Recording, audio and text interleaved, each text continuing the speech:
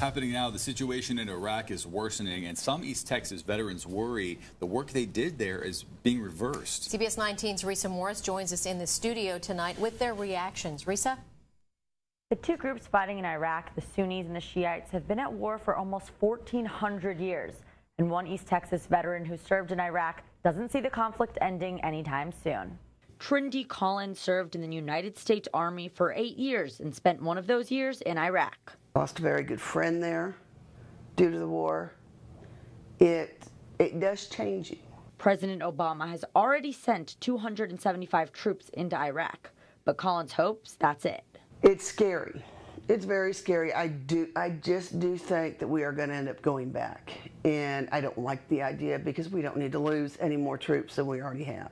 Collins experienced Iraq's troubles firsthand and says the problem is too big for the U.S. to handle. How can we go over there and expect to train everybody and everything be peaceful and be run like the United States is a democracy? It's not going to happen.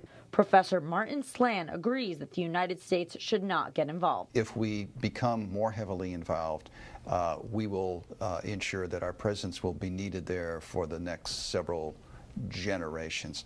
As I said, this is not going to have an early end. Slan and Collins both think that the United States is in danger. It's time for the United States to recognize that America, the Western democracies, any country that upholds and believes in individual freedom is in great danger.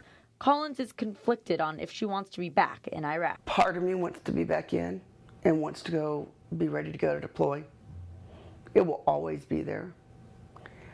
The other part of me is glad I'm not.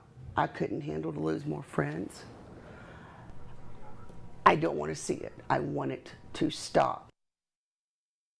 The Sunnis and the Shiites are both Muslim groups, and some people say that this conflict over there is turning into an Iraqi civil war.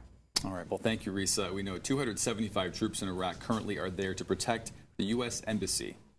Now, the president says those will be the only ground troops sent into Iraq, but as you heard, some people are skeptical. Iraq's calling for more air support, so much more needed there as far as help.